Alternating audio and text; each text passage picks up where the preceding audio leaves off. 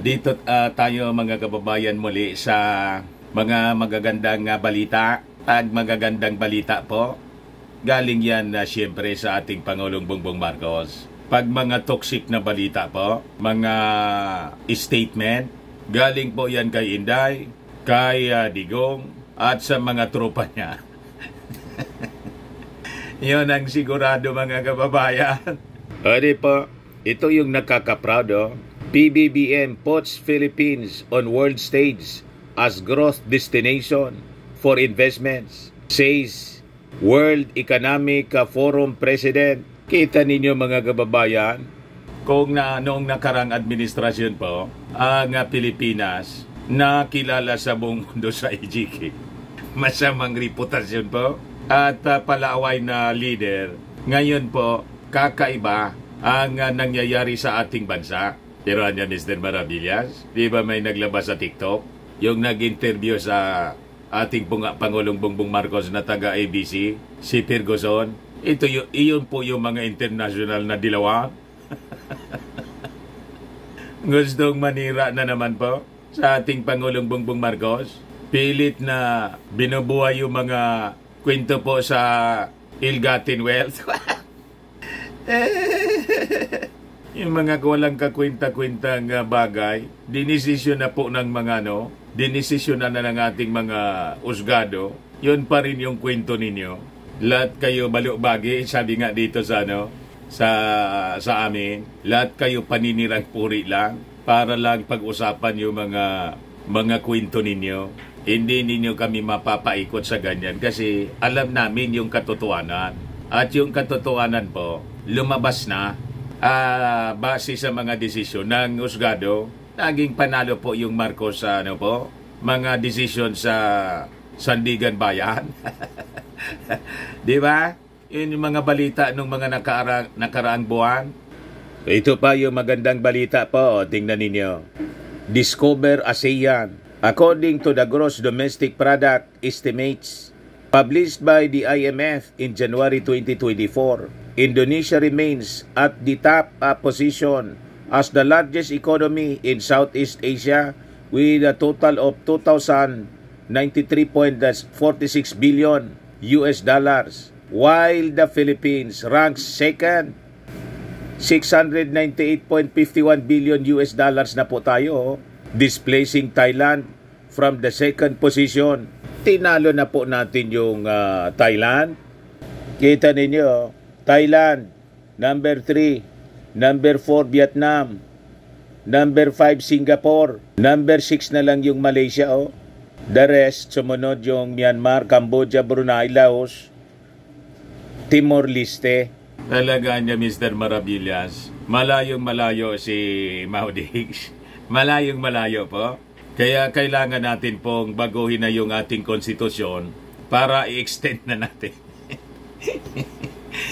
Nagsimula nga na naman niya Mr. Maravillas ng intriga. Pag hindi po sila umayos dyan sa Senado, naisip na naman po ng Congress ngayon na buhayin yung People's Initiative.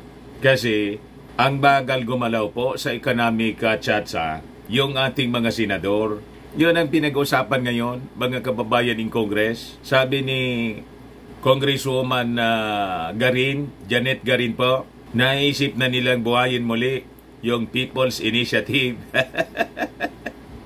Pag nabuhay po yung People's Initiative, tapos sila dyan sa Senado, mga kababayan.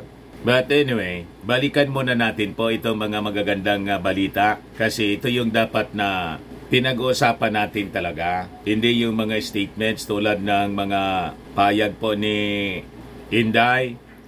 Lang di man natin po maiwasan na hindi ibalita. Pero hindi man yun po nakatulong sa mga ganyang kwento. Hindi man makatulong po sa kaunlaran ng ating bansa. Lahat lang yun mga kababayan pang sarili at yung iba pa paninira.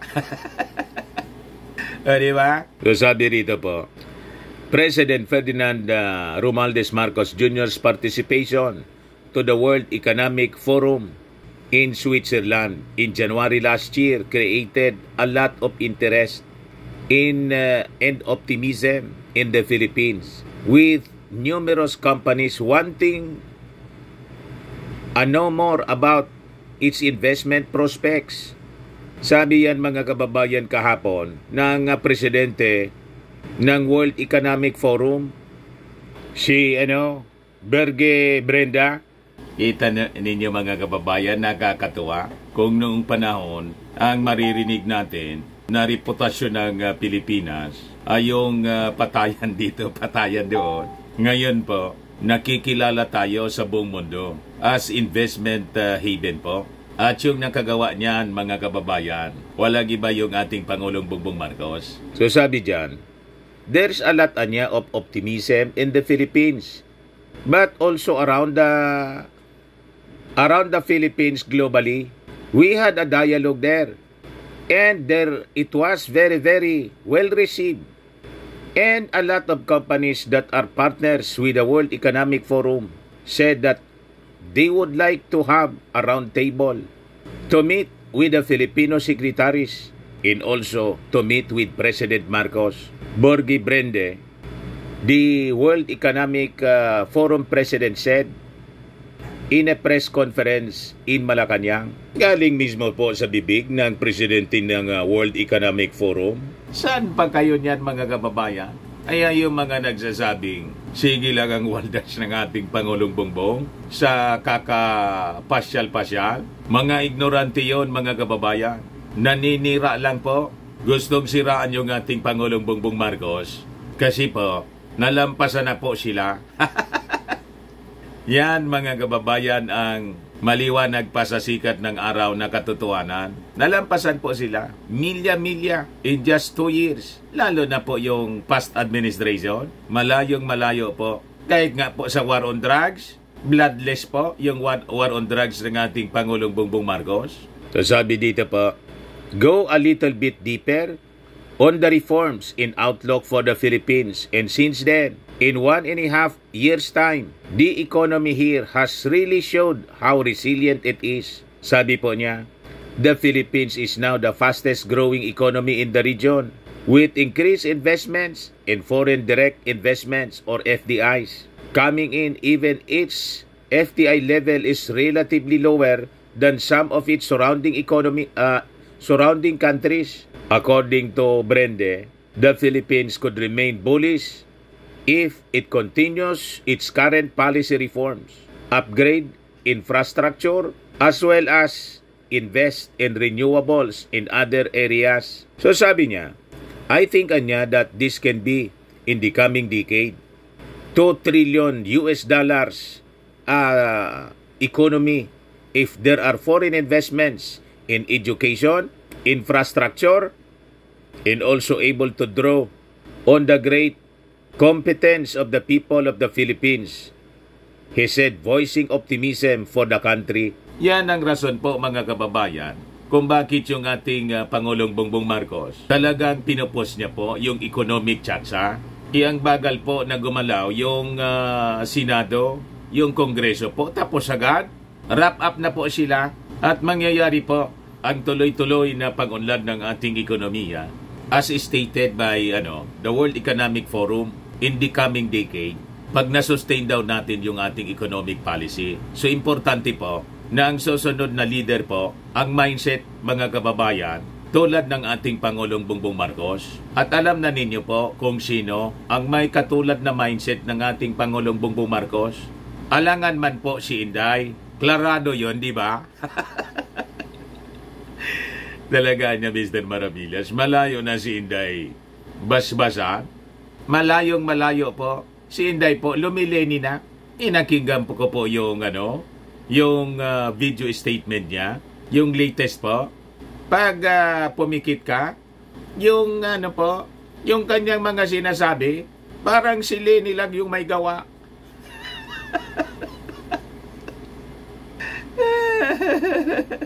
Ganon mga kababayan si Inday. So sabi niya mga kababayan, the youth anya is considerable. There are also opportunities when it comes to the knowledge-based economy because it is a big change. It is a paradigm change we face right now. Productivity can be increased by 30% in the coming decade. So if we want to see a continued economic growth, you have to be part of the intelligence economy. Para maging parte ka ng intelligence economy, kailangang intelihente po na tulad ng ating Pangulong Bongbong Marcos. Ang susunod na Pangulo, di ba po? Na pag in-interview po ng isang foreign reporter at saka kausap ng mga world leaders, hindi ka po mapapahiya, boss sa mga head of state, tapos po, tulad nitong sa World Economic Forum, at ang nakikita natin dyan si Martin, highly educated po, mature, at wala pong tantrums. Hindi childish, walang tantrums, hindi palaaway. At malawak po yung experience, trained ng ating Pangulong Bongbong Marcos. Sa ganyang pag-iikot, mga kababayan, kilala na siya.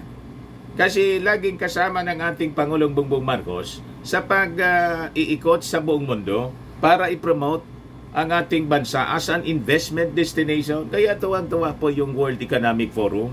Pero si Inday po, saan tayo po pulutin po, mga kababayan? Magiging backward po tayo pag may Duterte pa pong uupo. Tama po mga kababayan? Ang pag-mayor lang talaga niya yung mga kakayahan ng mga Duterte, Mr. Maravillas. Sinabi niyo pa. Yan ang mga reactions po kasi na nababasa ko sa mga videos natin. Talagaan niyang pang-mayor lang niya si Digong, pati si Inday. Bumalik na lang sila sa Davao. So sabi rito po mga kababayan, the high optimism for the Philippines stem from its stable and sound fiscal policy and also from a keen interest of President Marcos in his cabinet to get rid of red tape and to create the right investment for the future growth. Malawak kasi po yung pagkaunawa ng ating Pangulong Bongbong Marcos. Si Inday po, hindi nga maayos yung DepEd pag may mga meetings and press conference po ang itinuturo, pati sa pag-defend ng budget po, ang pinagpapasalita, yung kanyang mga undersecretaries, tinuturo lagi. Itanong mo niya. Hindi kayang magpaliwanag ni Inday. Sa DepEd lang po yon. Ipagdating na po sa mga negosyo, sa investments po, sa foreign policy. Paano na lang, mga kababayan?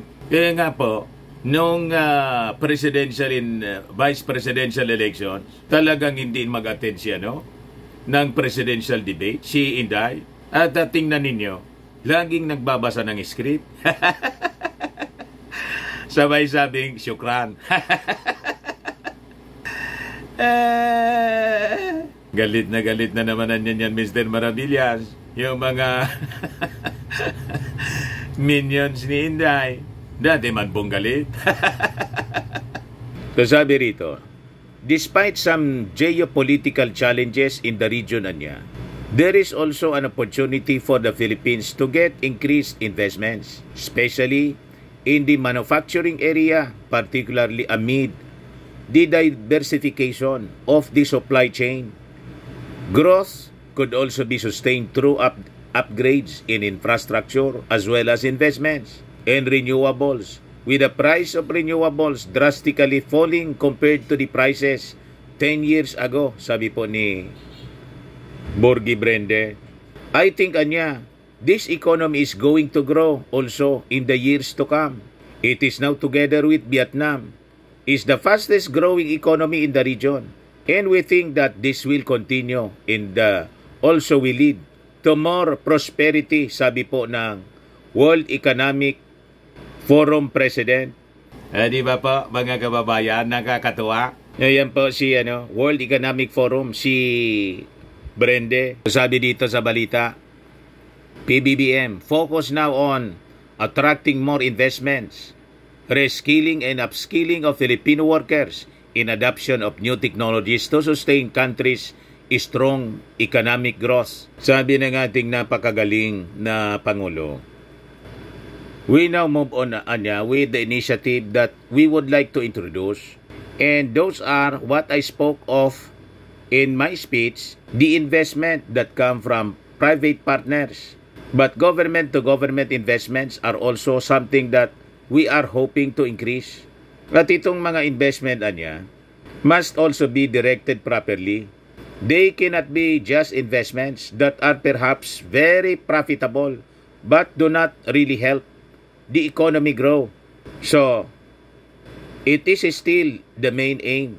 I think we have grown that idea that we grow the economy out of the doldrums of the post-pandemic situation. Iba talaga po yung nakakaintindi sa ekonomiya at marunong po sa negosyo. Yan po yung ating Pangulong Bongbong Marcos. Kasi sila mismo may mga negosyo eh. Kaya naintindihan niya ang takbo ng negosyo at ng ekonomiya. Ganon din po si Martin. Yung mga Duterte po, lahat lang politika at yabang ang maririnig mo. Sige lang ang yabang. Kaya walang narating po yung ating bansa na maganda. Tama po mga kababayan. So sabi ng ating Pangulo, this continuous training and upskilling of our workers is conducted not only so that they are able to work in the areas that are important in the new economy. And also we have a very significant part of our economy is dependent on our overseas workers. The Filipino workforce, according to the President, has to acquire specialized skills for them to be able to compete properly in the international labor market and to put them in the position wherever they see opportunities. The Philippines hosted the two-day 23rd World Economic Forum on East Asia with discussion centering on the promise and potential of the country as the strongest performing Southeast Asian economy in 2024. Di ba mga kababayan, napakaganda? Si Inday po, marinig mo po, reklamo. Mukhang bibig noon, confidential funds, tambalos-los, yung mga negatibo po, ang laman ng bibig. Ngayon naman po, hindi mapakali sa kakadipensa kay Kibuloy.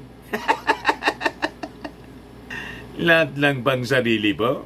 Mas concern siya, pati yung mga kalyado niyang senador, lalo na si Bato, nag-volunteer pang magwardya kay Kibuloy. Kung halimbawa niya magdesisyon itong mag-attend ng hearing ng Senado. Ito po, si Bato.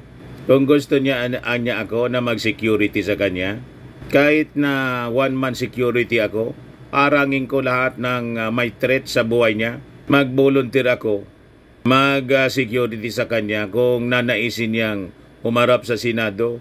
Mas maganda sana. At the end of the day, the decision is coming from him and him alone. Ganon sila mga kababayan.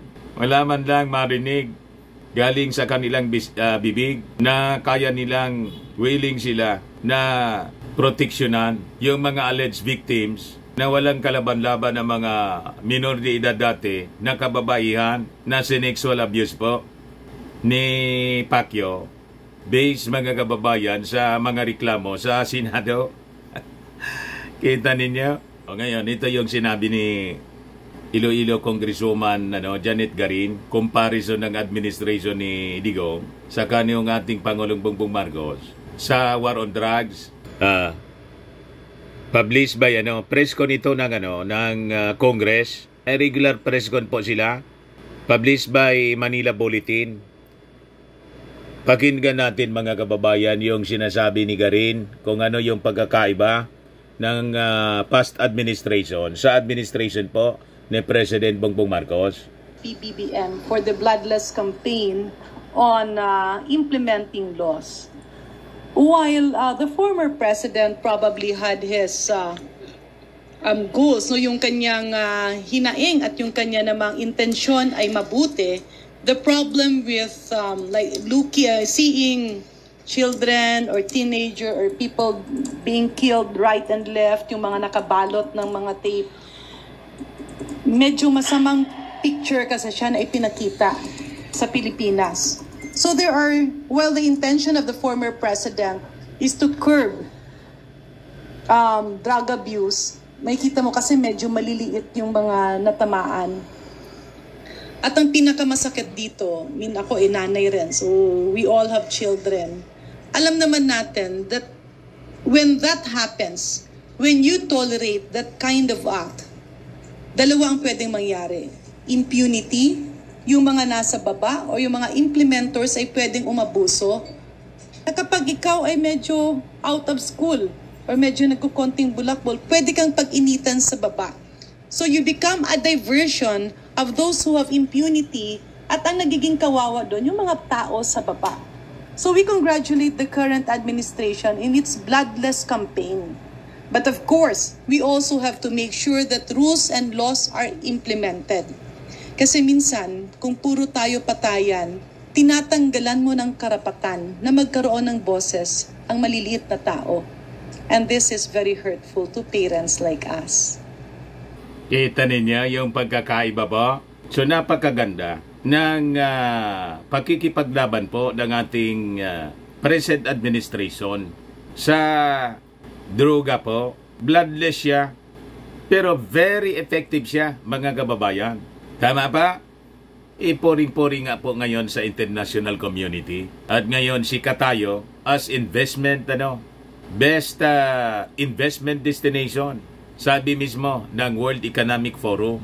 Ayan man lang po mga kababayan. Ako po si Dante Maravillas. Bye-bye. God bless.